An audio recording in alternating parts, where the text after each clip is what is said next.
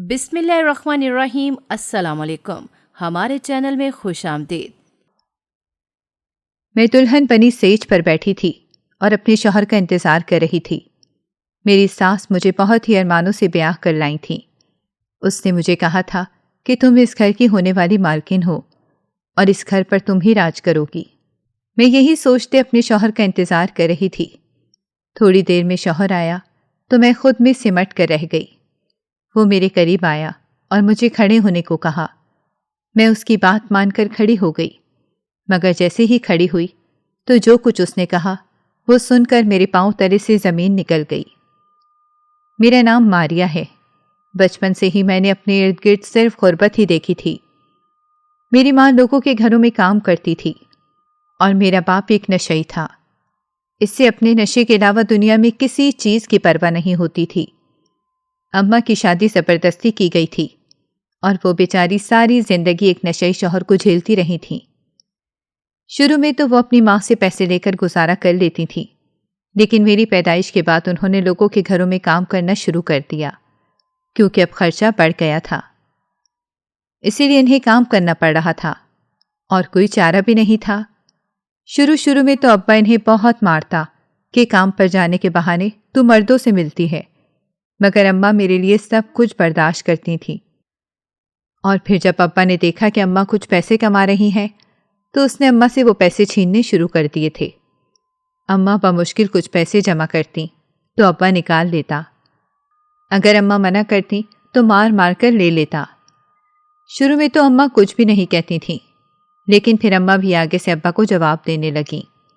अब्बा के पास नशे के लिए पैसे होते थे तो कई कई दिन तक घर नहीं आता था।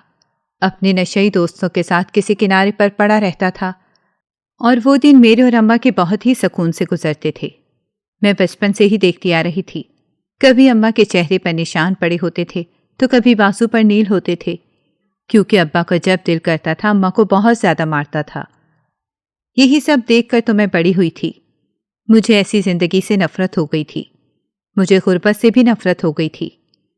बचपन से ही मुझे ये चीज समझ में आ गई थी कि अगर इंसान के पास पैसा हो तो सब कुछ ठीक रहता है। शुरू से यही बात मेरे दिमाग में बैठ गई थी, मगर मुझे नहीं पता था कि ज्यादा पैसा होना भी इंसान को खराब कर देता है। अम्मा सालों से काम कर रही थी, लेकिन अब्बा की हरकतों की वजह से कभी इतना पैसा नहीं जमा कर सकी कि मेरा जहेज बना सके, क्योंकि अब्बा के पैसे छीनने के बाद बमुश्किल चंद पैसे ही घर पर बचते थे, जिनसे अम्मा महीना निकालती थीं। मैं छोटी थी तो अम्मा ने मुझे एक सरकारी स्कूल में दाखिल करवा दिया, लेकिन मुझे पढ़ने में कोई दिलचस्पी नहीं थी। चंद क्लासें पढ़कर ही मैंने स्कूल छोड़ दिया। मैं कई बार स्कूल से भाग जाती थी। थक हार कर अम्मा ने मुझे वहां से हटा दिया। फिर जैसे मैं थोड़ी बड़ी हुई तो अम्मा मुझे काम पर ले जाने लगीं, वरना पहले अम्मा के जाने के बाद मैं बाहर गली में खेलती रहती थी और जब तक अम्मा घर नहीं आ जाती थीं तब तक बाहर ही रहती थी। मैं बहुत जिद्दी और बदतमीज होती जा रही थी, जिसकी वजह से अम्मा तंग आकर अक्सर मुझे थप्पड़ भी मार देती थीं। लेकिन मैं आगे से चिल्लाती थी। अब्बा जब भी घर आते तो मुझे देखकर ताने मारते, क्योंकि इन्हें इस बात का अफसोस था कि अम्मा ने एक बेटी को क्यों जन्म दिया है, एक बेटा क्यों नहीं जन्म दिया। अपने अब्बा से सख्त नफरत हो गई थी और मैं इसका बरमला इजहार भी करती थी। मैं दुआ करती थी कि अब्बा जल्द से जल्द घर से बाहर जाएं और कई दिन तक वापस ना आएं। हमारे रिश्तेदार भी हमारे ही मोहल्ले में रहते थे। सबकी नजरें हमेशा हम पर रहती थीं। मोहल्ले की औरतें भी हमदर्दी के बहाने अम्मा के जख्म कुरेदती रहती थीं। इन सब पर बहुत ज्यादा गुस्सा आता था, जैसे इनके पास और कोई काम ही नहीं है। एक दिन अम्मा ने मुझसे कहा कि पूरा दिन तुम घर पर फारिग बैठी रहती हो और अब बड़ी भी हो रही हो, कुछ मेरा हाथ बटा दो। मेरी उम्र बढ़ रही है और मुझे इतनी हिम्मत नहीं है कि मैं अकेले काम करूं। जो भी कमाती हूं तुम्हारा बाप ले जाता है। कम अज कम तुम अपने लिए कुछ तो कर लो। अगर मुझे कभी भी कुछ हो गया तो तुम्हारा ध्यान कौन रखेगा? रिश्तेदारों को तो तुम जानती ही हो, कोई भी हमारी मदद नहीं करना चाहेगा। इनसे मुझे कोई उम्मीद नहीं है। जो करना है तुम्हें खुद करना होगा। मैंने कहा, लेकिन मैं क्या करूं? तू मेरे साथ कल कोठी पर जाएगी। मैं वहां पर काम करती हूं। इन्हें एक मुलाजमा की ज़रूरत है।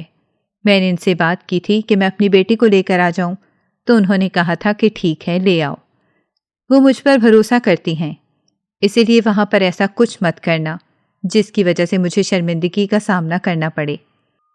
मैंने कहा, अम्मा, मैं ऐसा क्या करूंगी जिस वजह से आप शर्मिंदा हों? अम्मा ने कहा, जैसे मैं तुझे जानती नहीं हूं ना।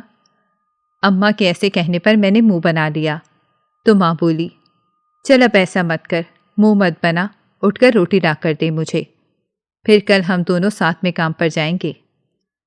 अम्मा के काम पर जाने के बाद घर के सारे काम मैं ही करती थी। खाना वगैरह पकाना भी अम्मा ने मुझे सिखाया था। अम्मा के वापस आने से पहले पहले मैं खाना तैयार करके रखती थी। मैंने अम्मा को खाना ला कर दिया और अम्मा के साथ ही बैठकर खाने लगी। इसके बाद चाय बनाकर दी। अम्मा चाय पीकर सो गईं, लेकिन मैं सो नहीं पाई। मैं आज तक अम्मा के साथ इस कोठी पर नहीं गई थी, लेकिन अम्मा की जुबानी मैंने सुन रखा था कि वो कोठी बहुत ही आलीशान है और वो लोग बहुत ही अमीर हैं। कभी कभी वो अम्मा को अपने पुराने कपड़े वगैरह दे देते थे। जब अम्मा वो कपड़े घर लाती तो मैं एक एक चीज़ को बहुत ही शौक से देखा करती थी, क्योंकि वो बहुत ही कीमती होते थे। मेरा दिल करता था कि मैं भी ऐसे कपड़े पहनूं। एक बार मैंने अम्मा से कहा कि मुझे अपने साथ कोठी में ले जा, मैं देखना चाहती हूँ वो लोग कैसे रहते हैं और कोठी कितनी खूबसूरत है। लेकिन अम्मा ने मुझे मना कर दिया। वो मेरी लालच से अच्छी तरह वाकिफ थीं। मुझे याद है, मैंने कई दिन तक फिर अम्मा से बात नहीं की थी, लेकिन अब अम्मा ने मुझसे खुद कहा था कि वो मुझे वहाँ पर काम के लिए ले जाएंगी। इसी खुशी में मैं पूरी रात सो नहीं सकी। पूरी रात बैठकर मैं ख्वाब बुनती रही और तसव्वुर में ही इस कोठी के बारे में सोचती रही। मैं जितना खूबसूरत तसव्वुर कर सकती थी मैंने कर लिया था। अब तो सुबह जाकर ही देखना था कि वो कैसी थी और वो लोग कैसे थे। मुझे ये नहीं पता था कि अमीर लोग कैसे होते हैं और कैसे रहते हैं। बस सब कुछ लोगों की जुबानी ही सुन रखा था। हमारे घर में तो कोई टीवी भी नहीं था जिस पर कुछ देख लेती, लेकिन मोहल्ले में एक औरत के घर पर टीवी था। हमारा मोहल्ला बहुत गरीब था, हर एक के घर पर टीवी नहीं था। मैंने बहुत कम ड्रामे वगैरह देख रखे थे और इनमें ही अमीर लोगों की झलक देखी थी और मैं इससे काफ़ी मरूब हो गई थी। मेरा दिल करता था कि मैं भी ऐसे ही बड़े घरों में रहूं और आलीशान कपड़े पहनूं। मेरे आसपास नौकर चाकर हों जो मेरा हुक्म माने, मुझे अपना हाथ भी न हिलाना पड़े और मुझे सब कुछ मिलता रहे।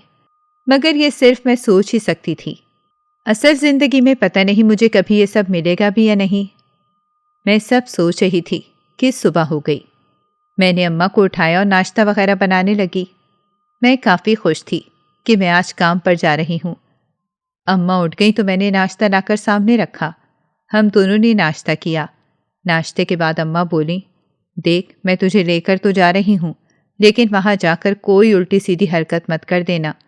मैंने तुझे रात को भी समझाया था कि मुझे शर्मिंदा मत करना। वो लोग बहुत अच्छे हैं और मैं बरसों से वहाँ पर काम कर रही हूँ, इसीलिए एहतियात करना। मैंने कहा, क्या अम्मा, तुझे मुझ पर भरोसा नहीं है? तो अम्मा बोली, बिल्कुल भी नहीं है।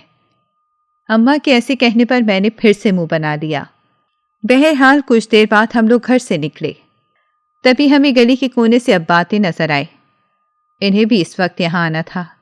हम जानते थे कि जब भी वो आते हैं कोई ना कोई तमाशा करते। इस वक्त भी वो तमाशा ही करने आए होंगे। अम्मा और मुझे एक साथ कहीं जाते देखकर वो दूर से ही चिल्लाने लग गए, खुद तो बाहर घूमती रहती है, अब मेरी बेटी को भी घुमाएगी। उनकी आवाज़ सुनकर सारे मोहल्ले वाले अपनी खिड़कियों दरवाज़ों से झांक कर तमाशा देखने लगे। अम्मा ने अब्बा से कहा, तमाशा मत लगवाओ, क्या काम है, तुम्हें पैसे चाहिए ना, मैं दे देती हूँ। अम्मा ने पैसे निकाल कर अब्बा के हाथ पर रखे तो अब्बा बकते जगते चले गए। दरवाज़ा बंद करके हम लोग मेन रोड पर आ गए। यहीं से कुछ ही फासले पर मौजूद एक इलाके में वो कोठी थी जहाँ अम्मा काम करती थीं। थोड़ी देर में हम इस कोठी के सामने पहुँच गए। मैं इसे देखकर हैरान रह गई। कुछ पल को तो अपनी जगह पर जमकर रह गई थी। इतनी खूबसूरत कोठी मैंने अपनी ज़िंदगी में कभी नहीं देखी थी। ये तो मेरे तसव्वुर से भी बहुत ज़्यादा खूबसूरत थी। मैंने अम्मा से कहा, अम्मा, तू इतने बड़े और इतने खूबसूरत घर में काम करती रही है? अम्मा बोली, हाँ। और याद रख, हम यहाँ पर सिर्फ काम करने आए हैं, इसलिए अपने काम को जहन में रखना और कोई चीज़ नहीं। मैंने कहा ठीक है, लेकिन मैं इस दौलत से मरूब हो रही थी। अम्मा को देखकर चौकीदार ने दरवाज़ा खोल दिया। जैसे ही हम दरवाजे से अंदर दाखिल हुए तो सामने ही गाड़ियों की एक लंबी कतार लगी हुई थी। मैंने अम्मा से कहा, ये इतनी गाड़ियों का क्या करते हैं? अम्मा ने कहा, इनके इस्तेमाल की गाड़ियां हैं, तुम चुप करके मेरे साथ चलो। मैं हवन्नक बनी इधर उधर देखे जा रही थी। अम्मा मुझे साथ लिए अंदर चली आईं। ये कोठी बाहर से जितनी हसीन थी, अंदर से तो इससे भी ज़्यादा खूबसूरत थी। हर तरफ महंगे शोपीस रखे हुए थे। इतना शानदार घर तो मैंने पहले कभी भी नहीं देखा था। मैं बस पागलों की तरह इधर उधर देखे जा रही थी। तभी अम्मा ने मुझे टोका मारा और कहा कि नज़रें नीची रख, मालकिन आने वाली है, अभी से तुझसे मिलवाऊंगी। उनके सामने अच्छे से पेश आना ताकि वो तुझे काम पर रख लें। मैंने कहा ठीक है। हम दोनों वहीं खड़े हो गए। नीचे बहुत ही दबीज कालीन बिछा हुआ था। थोड़ी देर में मालकिन आती नजर आई।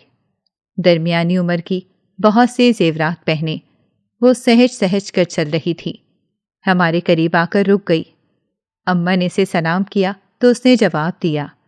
अम्मा ने कहा कि ये मेरी बेटी है, जिसके बारे में मैंने आपको बताया था। ये भी आज से काम पर आएगी। उसने मुझे सर से पांव तक देखा, फिर बोली, ठीक है, वैसे लगता नहीं है कि तुम्हारी बेटी है, काफ़ी ज़्यादा खूबसूरत है ये तो।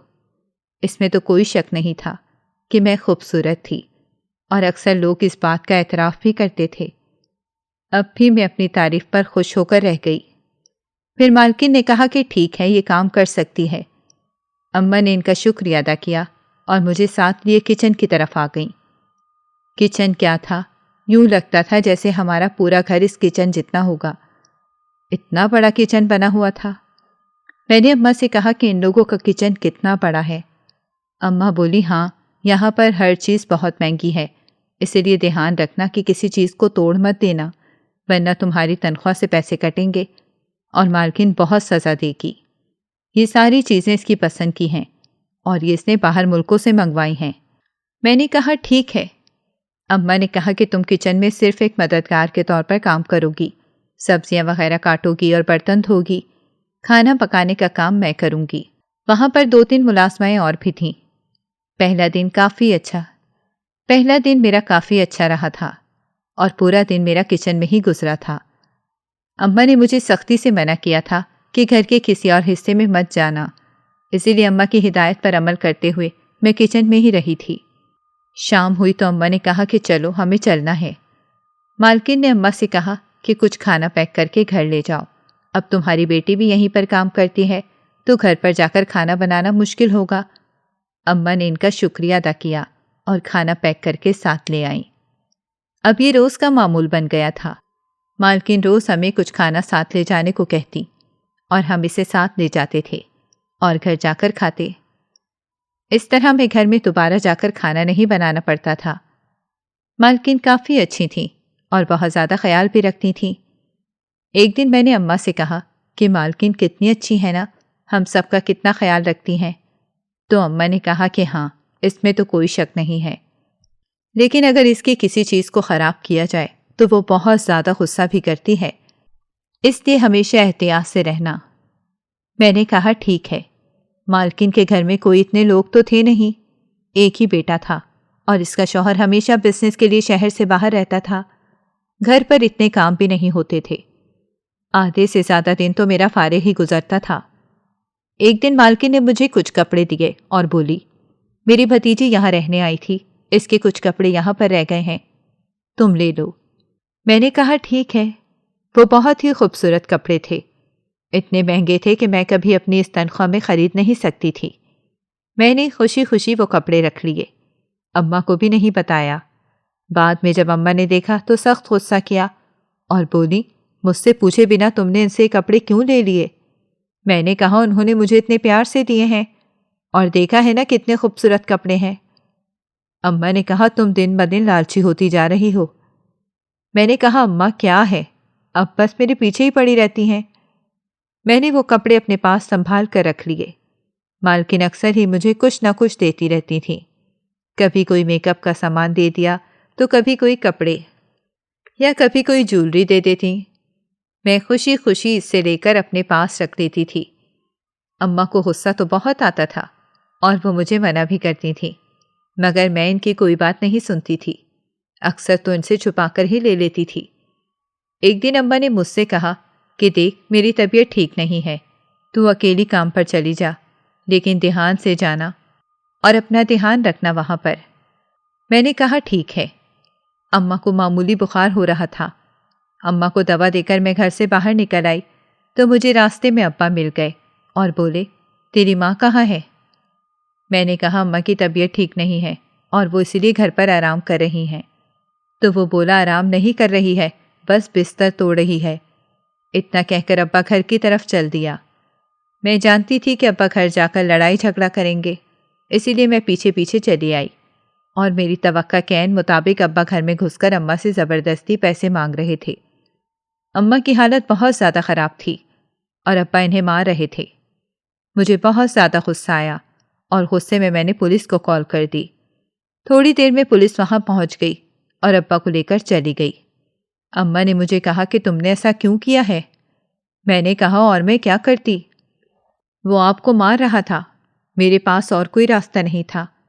अच्छा है कि हमारी इनसे जान छूट जाएगी। वहीं थाने में रहें, कोई निकलवाने भी नहीं जाएगा इन्हें। मैंने अम्मा से कहा कि अपना ध्यान रखना, मैं जल्दी वापस आ जाऊंगी और कोई काम करने की ज़रूरत नहीं है, मैं वापस आकर सब काम कर लूँगी। अम्मा ने कहा कि ठीक है। मैं घर से निकल गई और काम पर पहुंची और मालकिन को बता दिया कि अम्मा आज नहीं आएंगी, इसकी तबीयत ठीक नहीं है। मालकिन ने कहा कि ठीक है। मैं अपने काम में लग गई। आज उनके घर पर कोई मेहमान आ रहे थे, इसीलिए काम काफ़ी ज़्यादा था। मेरी कोशिश थी कि मैं जल्दी घर जाऊं, मगर मेहमान आने की वजह से मुझे काफ़ी देर हो गई थी। घर आई तो देखा अम्मा बुखार में तप रही थीं। हालांकि मैं अम्मा को दवा देकर गई थी, लेकिन अब इनकी हालत इतनी ख़राब हो गई थी कि मुझे इन्हें डॉक्टर के पास लेकर जाना पड़ा। गली के नुक्कड़ पर एक डॉक्टर बैठता था। मैं इसी के पास अम्मा को लेकर चली गई। उसने बताया कि अम्मा को मलेरिया हो गया है। मैं ये सुनकर बहुत ही परेशान हो गई। उसने कुछ दवाइयाँ वगैरह दी, जिन्हें लेकर मैं अम्मा को घर ले आई। खाना बनाया और अम्मा को खाना खिलाकर दवा दी और कहा कि आराम करें। अम्मा ने कहा कि तू भी सो जा, पूरे दिन की थकी हारी आई है। मैंने कहा परेशान मत हो, मैं सो जाऊंगी। मैं घर के सारे काम निपटाकर सो गई। सुबह उठी तो देखा अम्मा की तबीयत बहुत ज़्यादा ख़राब थी। दवाई देने के बावजूद वो ठीक नहीं हो रही थी। मैं एक बार फिर इन्हें डॉक्टर के पास ले गई। उन्होंने कहा कि इसे सरकारी अस्पताल ले जाओ और कोई रास्ता नहीं है। मालकिन को मैंने बता दिया था कि अम्मा की तबीयत ठीक नहीं है। उसने मुझे कुछ पैसे दिए और कहा कि अम्मा का इलाज करवाओ, परेशान होने की ज़रूरत नहीं है। मैंने इसका शुक्रिया अदा किया। वो बहुत ही नरम दिल की मालिक थी। अम्मा को दाखिल कर लिया गया था। मैं पूरा दिन अम्मा के सिरहाने बैठी रही थी। डॉक्टर्स की हर मुमकिन कोशिश के बावजूद अम्मा की तबीयत ठीक नहीं हो रही थी, बल्कि मज़ीद बिगड़ रही थी। इस पूरी दुनिया में अम्मा के अलावा वैसे भी मेरा कोई नहीं था जो मेरा ख्याल रखता और मेरी परवाह करता हो। मैं बहुत परेशान थी और मुसलसल रोए जा रही थी। समझ नहीं आ रहा था कि मैं क्या करूं। अब तक कोई रिश्तेदार भी यहाँ पर नहीं आया था। अगले 2 दिन तक अम्मा अस्पताल में ही रही थीं। उनकी मुसलसल ख़राब होती तबीयत मुझे बहुत ज़्यादा परेशान कर रही थी। मैंने डॉक्टर से बहुत बार बात की, लेकिन कोई भी तसल्ली बख्श जवाब नहीं दे रहा था। कुछ समझ नहीं आ रही थी कि अम्मा ठीक क्यों नहीं हो रही हैं। हर तरह से इलाज करने की कोशिश की, लेकिन कोई चीज़ काम नहीं आ रही थी। डॉक्टर्स की इतनी कोशिशों के बावजूद भी अम्मा ठीक नहीं हुई और अपनी जान से हाथ धो बैठीं। और वो दिन मेरे लिए बहुत मुश्किल के दिन थे। जब मालकिन को पता चला कि अम्मा इस दुनिया में नहीं रही हैं, तो वो उनकी ताज़ियत के लिए हमारे घर खुद चल कर आईं। मुझे इनकी ये बात बहुत ज़्यादा पसंद आई और मैंने इनका शुक्रिया भी अदा किया। उन्होंने मुझसे कहा कि किसी भी चीज़ की ज़रूरत हो तो मुझसे कह लेना। मैंने कहा ठीक है। कुछ दिन बाद मैं दोबारा काम पर जाने लग गई, लेकिन अब जिंदगी वैसी नहीं रही थी। जैसे अम्मा के होते हुए थी। मैं घर पर आती तो घर पर कोई भी नहीं होता था। खाली खाली घर में मुझे वहशत सी होने लग गई थी। कभी कभी तो दिल करता था कि घर से ही भाग जाऊं, लेकिन मजबूरी थी, मुझे रहना ही था। रिश्तेदार भी बस नाम के ही थे। अम्मा के होते हुए भी मुझे नहीं पूछते थे और अब तो बिल्कुल ही भूल गए थे। और इन्हीं दिनों एक बहुत ही अजीब वाकया हुआ। मैं काम से फारिग होकर घर ही जाने वाली थी कि मुझे मालकिन ने कहा, मुझे तुमसे कुछ बात करनी है, तुम मेरे कमरे में आ जाओ। मैं हैरान हुई थी, इन्हें मुझसे क्या बात करनी होगी। फिर मैंने सोचा कि शायद कोई कपड़े वगैरह देने हों। इसी सोच के साथ मैं इनके कमरे में चली गई। जब मैं वहां गई तो मालकिन ने कहा कि बैठो, मैं तुमसे कुछ बहुत अहम बात करना चाहती हूँ। मालकिन के कहने पर मैं इनके सामने बैठ गई। तभी मालकिन ने कहा कि जो बात मैं तुमसे करने जा रही हूँ, ये बात कभी किसी को नहीं पता चलनी चाहिए। मैंने कहा, क्या बात है? उनके इस पुरस्कार लहजे पर मैं हैरान रह गई थी। तभी मैंने इनसे पूछा तो उन्होंने मुझे कहा कि मेरे बेटे की जान को खतरा है। मेरा इकलौता बेटा है और इसकी जान को खतरा है। उनकी बात सुनकर मैं हैरान रह गई।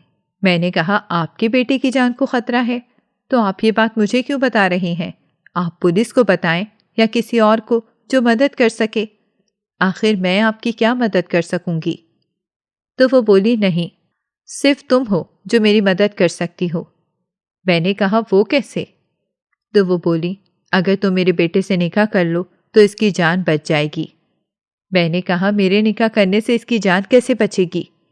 तो वो बोली, मेरा शौहर एक बहुत ही जालिम मर्द है और वो अपनी एक बिजनेस डील के लिए मेरे बेटे की शादी ज़बरदस्ती अपने एक पार्टनर की पागल बेटी से करना चाहता है। इस लड़की की पहले भी कहीं शादी हुई थी और इसने अपने शौहर को मार दिया था। ये सब जानते हुए भी मेरा शौहर अपने बेटे की शादी करना चाहता है और मैं ऐसा हरगिज़ नहीं होने दूंगी। मेरा एक ही बेटा है और मैं नहीं चाहती कि वो अपनी बीवी के हाथों मारा जाए। उनकी बात सुनकर मैं परेशान हो गई।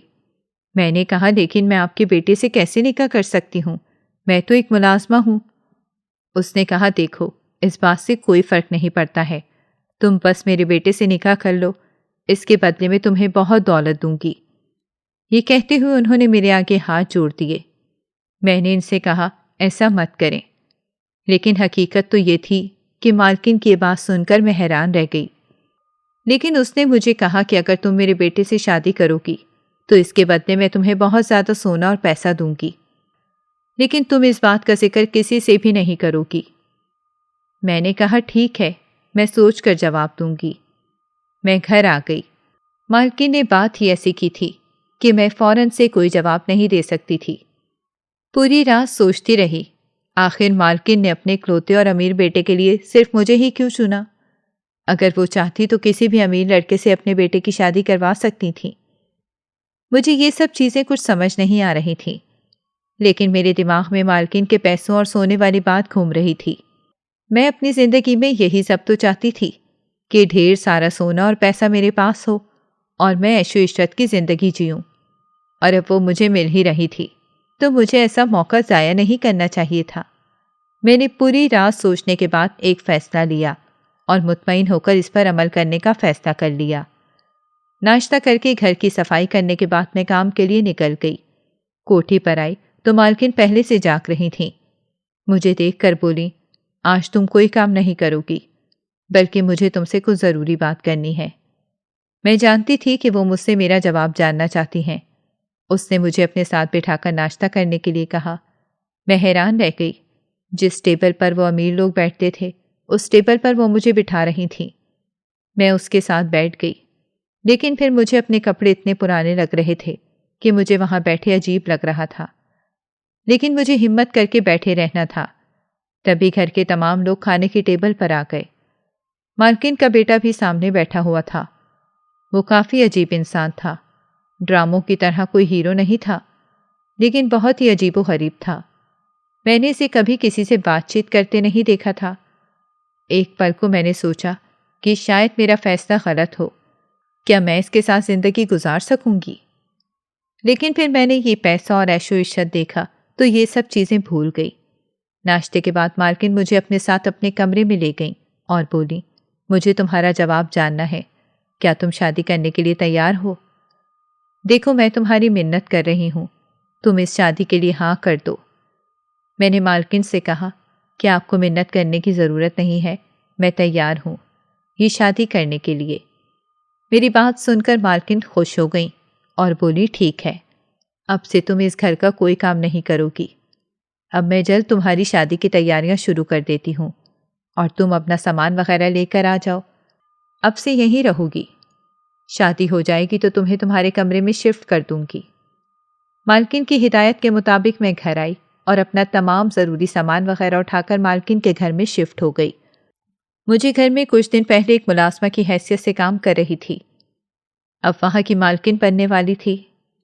घर के तमाम मुलाजमीन मुझे देखकर हसद कर रही थीं, क्योंकि कुछ दिन पहले तक उनके साथ काम करती थी और अब वो लोग मेरे लिए काम करती थीं। मैं काफ़ी खुश थी कि मुझे बहुत पैसा मिल रहा है।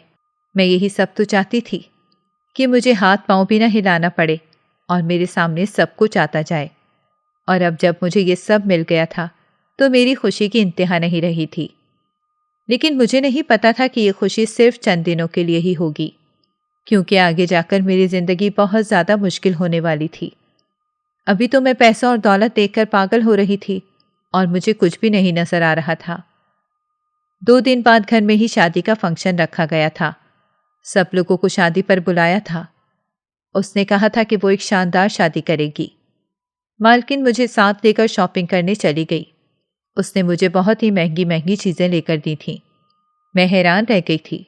मैं जिस चीज़ पर हाथ रखती वो मुझे लेकर देती थी।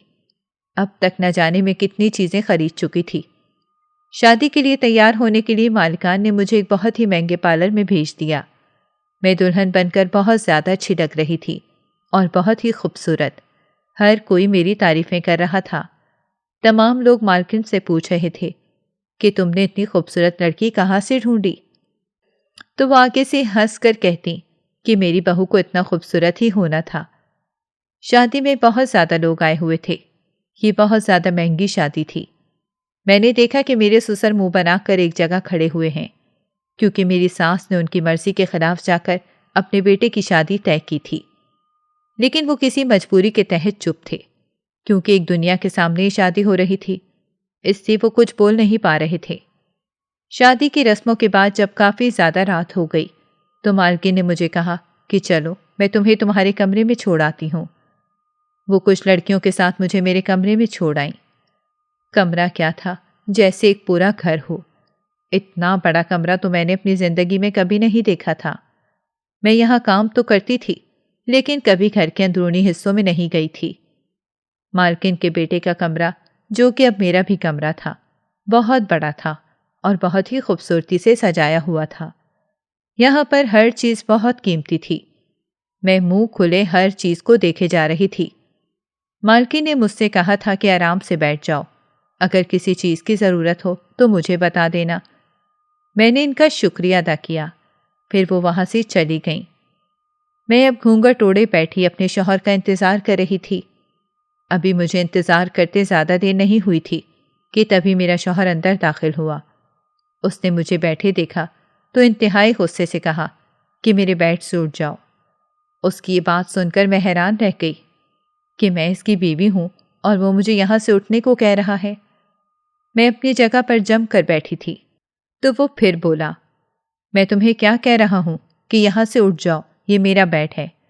तुम यहाँ पर नहीं बैठ सकती हो, यहाँ से उठ जाओ, ये मेरा बेड है। तो मैं डरकर फौरन से अपनी जगह से उठ गई।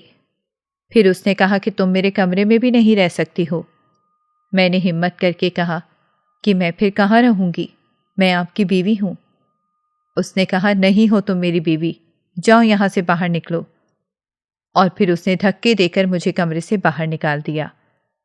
मेरी सास भी वहाँ पर आ गई और अपने बेटे को कहा कि ये क्या कर रहे हो, घर मेहमानों से भरा हुआ है और ये तुम्हारी बीवी है, तुम इसे घर से क्यों निकाल रहे हो? तो वो बोला, ये मेरी बीवी हरगिज़ नहीं है और आइंदा से मेरी बीवी मत कहना, इससे कह दो कि मेरे कमरे से दूर रहे। सास बोली, ठीक है, मैं इसे समझा दूंगी, तुम अपने कमरे में जाओ और यूँ शोर मत मचाओ। फिर सास मुझे अपने साथ लेकर अपने कमरे में चली आई और बोली, तुम परेशान मत हो, इसे दरअसल किसी और बात का गुस्सा है। तुम मेरे पास लेट जाओ। मैंने अपने कपड़े चेंज किए और आकर सास के बराबर में लेट गई। पूरी रात मैं सो नहीं पाई थी। परेशानी में यही सोचती रही थी कि क्या मेरी सारी जिंदगी ऐसे ही गुजरेगी। अगर मेरा शौहर मुझे कबूल ही नहीं कर रहा है तो मैं यहाँ पर कैसे रहूंगी। अगले दिन मैं उठी तो सास भी उठ चुकी थी। वो बोली, तुम अपने कमरे में चली जाओ और वहीं से बाहर निकलना ताकि लोगों को शक ना हो। घर पर मेहमान ठहरे हुए हैं, वो लोग बातें बनाएंगे। मैंने कहा ठीक है। मैं अपने कमरे में आई तो देखा शौहर सो रहा था। मैं चुपके से आकर एक कोने में बैठ गई। अभी बैठी ही थी तभी मुझे इसकी बात याद आई। उसने कहा था कि मेरे बेड पर तुम नहीं बैठ सकती हो। मैं फौरन से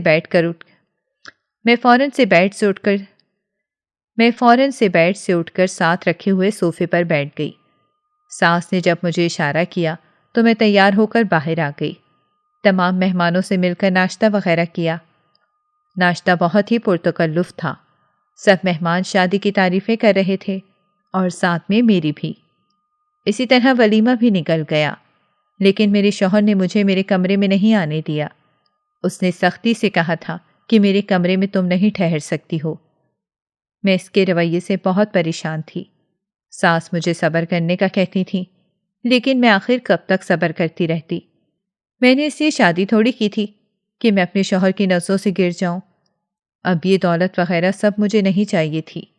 मैंने एक दो बार सास से बात भी की, लेकिन उसने मेरी बात को टाल दिया। इन्हीं दिनों मेरी तबीयत ख़राब रहने लग गई। हर वक्त मुझे उल्टियाँ होती रहती थीं और चक्कर आते थे। सास को कुछ शक हुआ तो वो मुझे लिए डॉक्टर के पास चली आईं। जब डॉक्टर ने चेक किया तो बताया कि मैं तो हामला हूँ। ये सुनकर मैं अपनी जगह से उछल पड़ी कि ऐसा कैसे मुमकिन हुआ, मैं हामला कैसे हो सकती हूँ। मुझे तो मेरे शौहर ने पहली रात को ही कमरे से निकाल दिया था। मैं तो अपनी सास के साथ सो रही थी। मैं बहुत ज़्यादा परेशान हो गई। मुझे कुछ भी समझ में नहीं आ रहा था कि ये सब क्या हो रहा है। जब सास को इसके बारे में पता चला तो वो खुश होने लग गई और उसने घर जाकर अपने बेटे को भी बताया। मुझे लगा कि अगर मेरा शौहर ये सुनेगा तो वो मुझे शायद जान से मार देगा, लेकिन हुआ इसके बिल्कुल बरक्स। उसने मुझ पर गुस्सा करने के बजाय खुशी का इजहार किया और सब में मिठाई वगैरह बांटने लगा। मैं हैरान हो गई कि ये क्या माजरा है।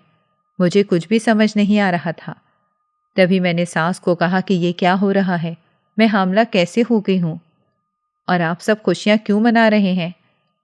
सास ने कहा कि मेरे घर पोता पोती आने वाले हैं तो मैं खुशी क्यों नहीं मनाऊंगी। मैं इनके रवैये पर हैरान रह गई, मगर मुझे हर हाल में जानना था कि मेरे बच्चे का बाप कौन है। लेकिन सास कुछ भी बताने को राजी नहीं थी। उसने कहा था कि तुम बस अपना और अपने बच्चे का ख्याल रखो और बाकी किसी चीज़ की टेंशन मत लो।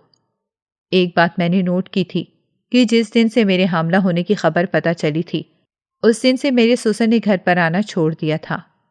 मैं परेशान हो गई कि ये सब क्या हो रहा है, आखिर माजरा क्या है। 9 महीने ऐसे ही उलझन में निकल गए। एक रात मेरी तबीयत बहुत ज़्यादा ख़राब हुई तो सास फौरन मुझे अस्पताल ले गईं। डॉक्टर ने बताया कि बच्चे की पैदाइश का वक्त हो गया है। बच्चे की पैदाइश का मरहला बहुत ही तकलीफ़देह था, लेकिन जब मैंने अपने बच्चे को अपने हाथों में उठाया तो मुझे अलग ही खुशी का एहसास हुआ। लेकिन एक सवाल अब भी मेरे दिमाग में घूम रहा था कि आखिर इसका बाप है कौन। मुझे अब तक इस बारे में कुछ पता नहीं चला था।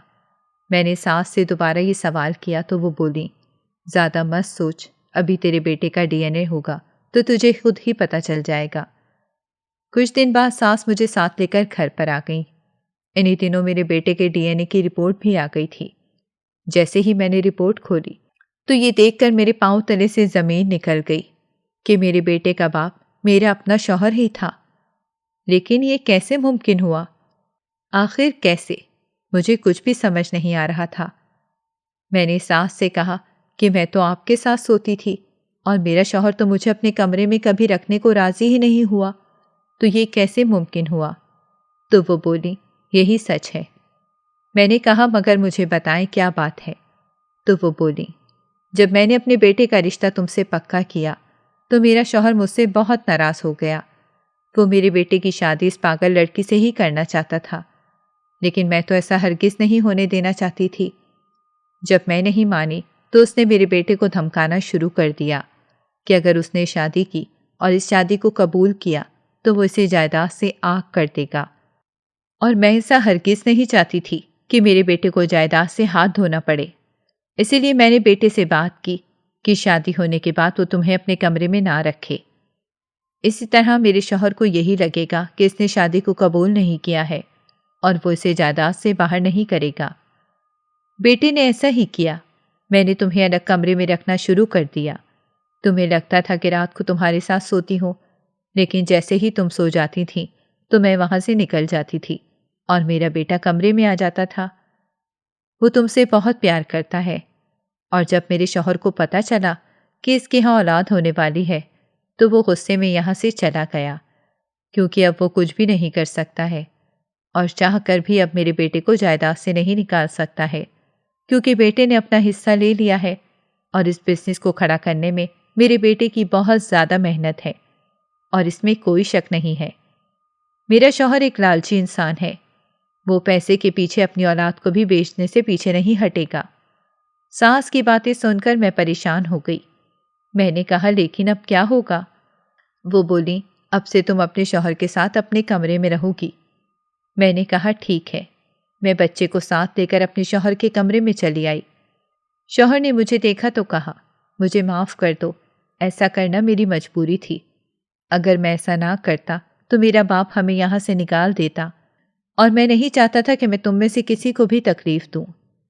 मैंने कहा, ठीक है, मुझे सास ने सब बता दिया है, आप परेशान मत हों। यूँ मैंने अपने शौहर के साथ एक नई जिंदगी का आगाज़ कर दिया। मुझे ये तो समझ में आ गई थी कि दौलत ही सब कुछ नहीं होता, बल्कि रिश्ता भी बहुत मायने रखता है और मेरे लिए अब मेरा सब कुछ मेरा शौहर और मेरा बच्चा ही था और मुझे उम्मीद थी कि मैं दोनों के साथ बहुत ज़्यादा खुश रहूँगी। नाज़रीन, अगर आपको हमारी कहानी अच्छी लगी है तो वीडियो को लाइक करें, शेयर करें और हमारे चैनल को सब्सक्राइब करें। अगली वीडियो तक इजाज़त दें। अल्लाह हाफ़िज़।